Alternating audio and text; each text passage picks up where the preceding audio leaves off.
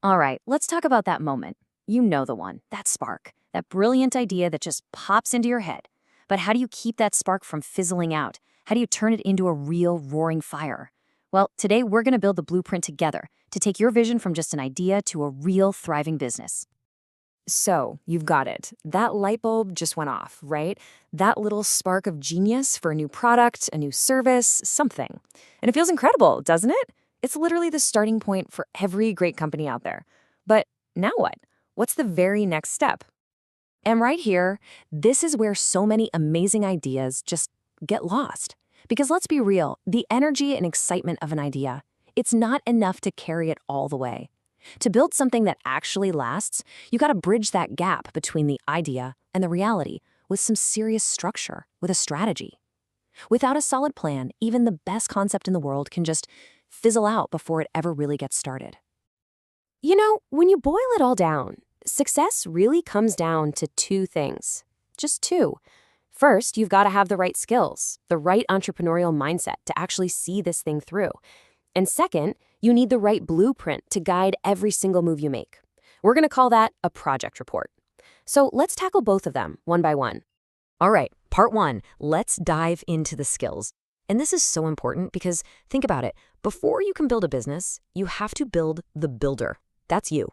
These are the personal skills that are going to let you see opportunities where everyone else just sees roadblocks. Okay, so you can kind of think of these core skills as a chain reaction, right? It all kicks off with opportunity recognition. That's just spotting a gap in the market, something people need. Then you need innovation and creativity to come up with the solution. But hey, any new idea is a gamble, which is why risk management is so crucial. And of course, you can't do this all by yourself. That's where leadership and team building come into play. These four things, they're basically the pillars of an entrepreneurial mindset. Now, beyond that big picture mindset, you need the skills for the day-to-day grind. I'm talking about financial literacy. This is totally non-negotiable. You have to understand the money. Then you got to connect with your customers through marketing and sales. And trust me, things will go wrong, which is why problem solving and resilience are going to be your two best friends. And finally, in today's world, building with ethical and sustainable practices in mind, that's not just a nice to have, it's absolutely essential for your brand.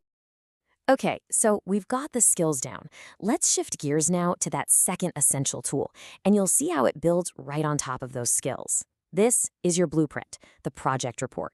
Just think of it as the master document that takes your vision, your skills, everything, and translates it into a concrete, actionable plan. So, what exactly is a project report?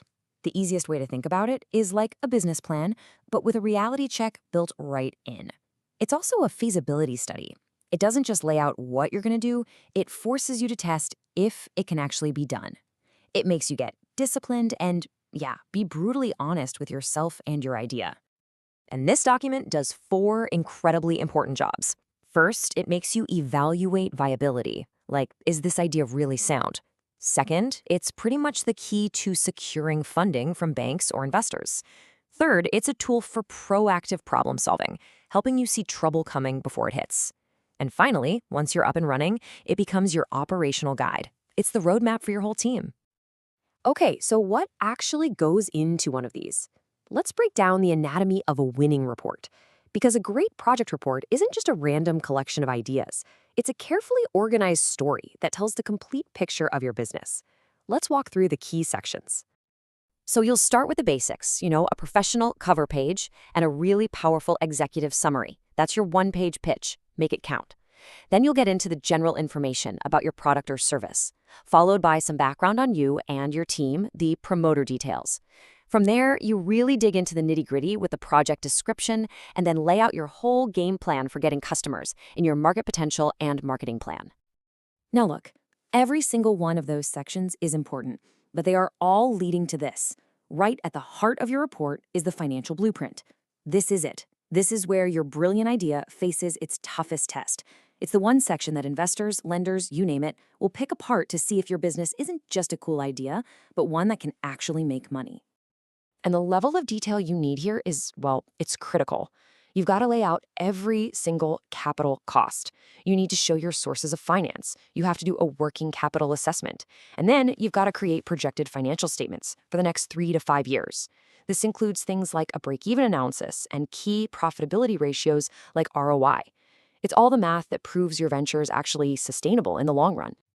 So, you've got all the pieces of the puzzle. Let's talk about the final stage. How to put it all together into a report that gets you that yes, and how to understand exactly how the people reading it are going to judge it. Honestly, this all comes down to one core principle. Be realistic. You've got to ground everything in thorough, data-driven research, not just unverified assumptions. Make your financial projections realistic, even conservative, not these wildly optimistic estimates. And please, whatever you do, create a customized, tailored report for your business, not something you copied from a generic template. When you finally present your plan, whether it's to an investor, a bank, whoever, they're all basically looking for the same things. Let's quickly break down the 5 key criteria they're going to use to evaluate you and your plan. First up, just the overall quality of the report itself. Is it professional? Is it thorough? Then they'll look for the innovation and originality in your core idea. Of course, the financial accuracy will be put under a microscope. They'll check every number. But it's not just about the paper. Your presentation and your ability to defend your plan, the Viva voice, is huge. And finally, it all comes back to you. They're looking for a skill demonstration, proof that you, the entrepreneur, have those core skills we talked about way back at the beginning. And really, that's the whole point of this entire process. It's about taking that powerful vision you have in your head and giving it the structure, the strategy, and the financial proof it needs to become a viable reality out there in the world. So we'll leave you with this question. After everything we've just covered, from building your skills to crunching the numbers, what is the very first line you are going to write for your project report? What's that opening sentence in your executive summary that's going to grab them, capture your vision, and kickstart this whole journey? The time to start planning is right now.